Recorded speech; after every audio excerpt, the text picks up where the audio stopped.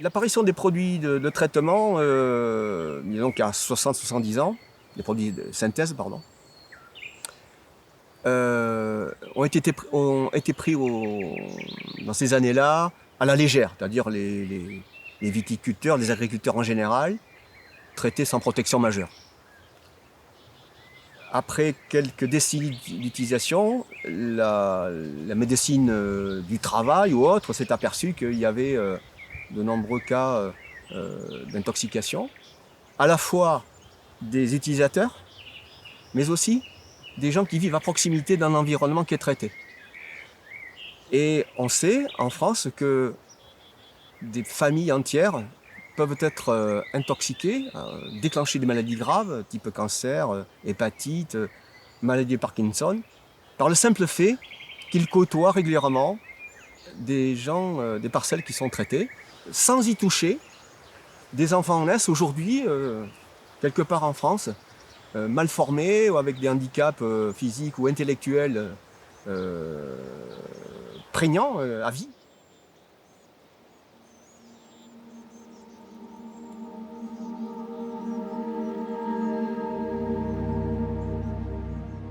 J'ai vu l'apparition des produits qu'on appelle chimiques. Mon père aurait 97 ans maintenant. Quand j'étais jeune, les produits qu'on utilise maintenant en bio, c'est les produits qu'utilisaient mes parents. Il ne faut pas être dans le déni. Ces produits, ils ont tué, au contraire. Ces produits leur ont permis de vivre plus confortablement.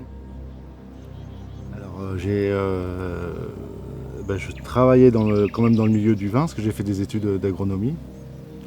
Et j'ai voulu passer de la théorie à la pratique, quoi, quelque chose d'un peu plus concret.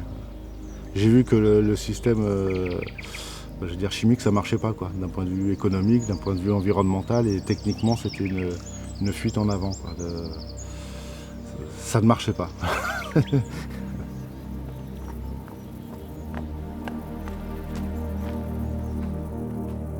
Mon boulot, ça a été de travailler au sein d'une association pour développer l'agriculture biologique.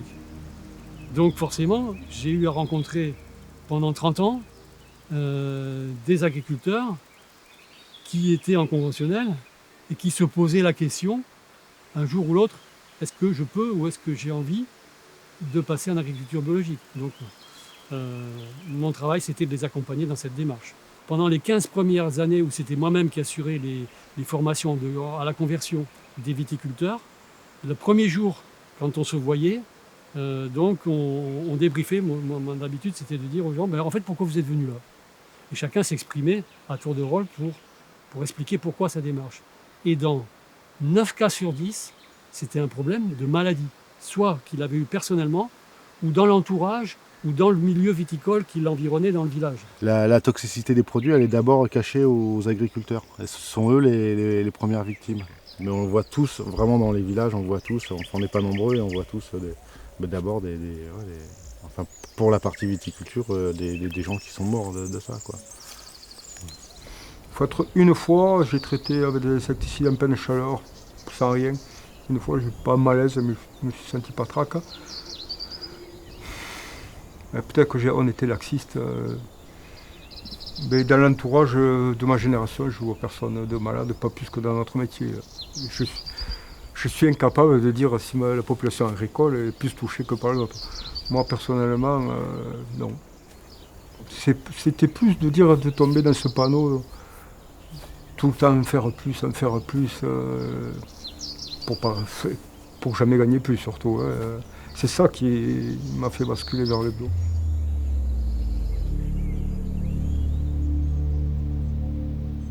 On utilise un produit qui va tout détruire, tout nettoyer pour enlever un petit champignon et qui sont toxiques pour tout notre environnement et nous aussi les premiers et même le voisinage, quoi. Et ils ont des cancers un peu typiques qui sont marqueurs de l'intoxication, on va dire des cancers des vignerons, quoi, qui sont rares dans la population mais qui sont surreprésentés chez les vignerons. Et voilà, ça qui est dur, c'est cet exemple-là, c'est de le nier alors qu'on va être les premières victimes. Peut-être que les changements de génération, ça se fait aussi, hein, il y a aussi ça, quoi. Mais on parle toujours d'urgence, mais on voit que ça freine.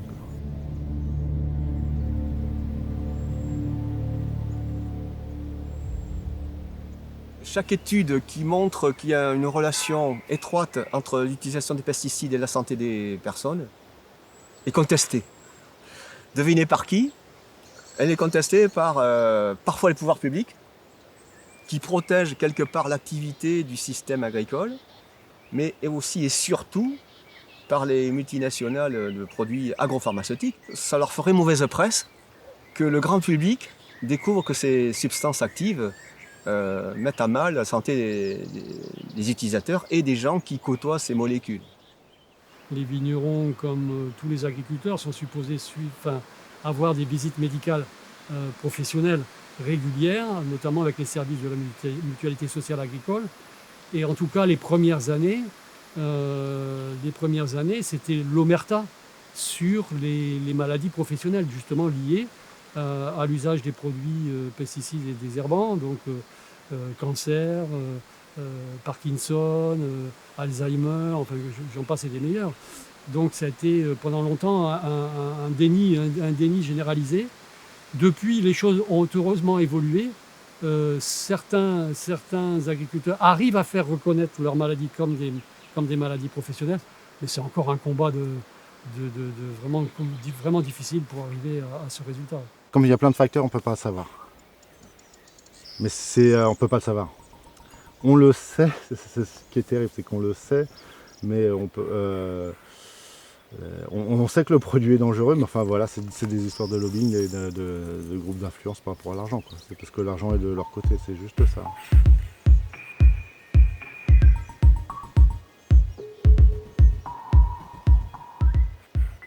On est un peu dans le déni.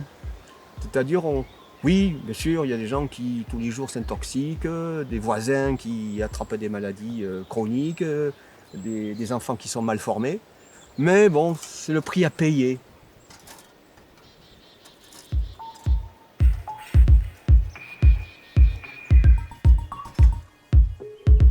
Donc j'ai même eu un jour un vigneron qui m'a dit « Mais Monsieur Barcotte, mais vous voulez savoir pourquoi je me suis converti?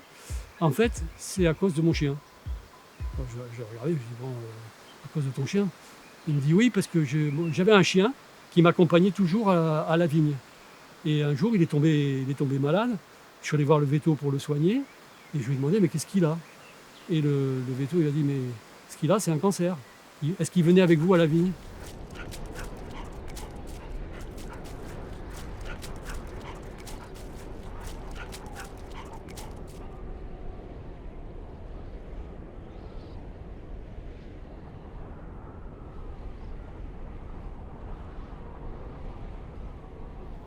J'ai participé il y a quelques années à un colloque Parkinson. On montre assez clairement que les franges du public agriculteur, viticulteur, est concernée par cette maladie. Et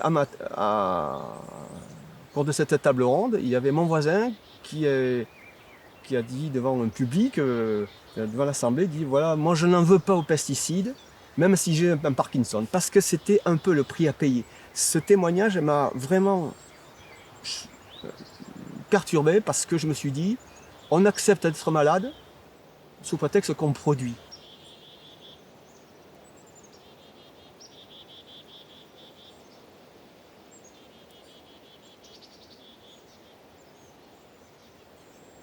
Je maintiens que collectivement, nous fermons les yeux sur ce dossier parce que ça ferait désordre, on remettrait en cause. Il ne reste plus que 400 000 agriculteurs en France, donc 350 000 agriculteurs seraient désignés du doigt comme étant coupables et responsables de l'état de santé des concitoyens. Donc ça, pour un gouvernement, ce n'est pas envisageable. On fait on module.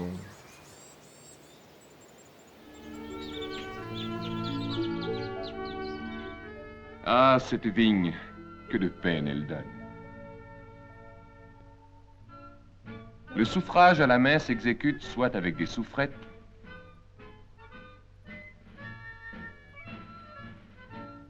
soit simplement en secouant les sacs de grosse toile.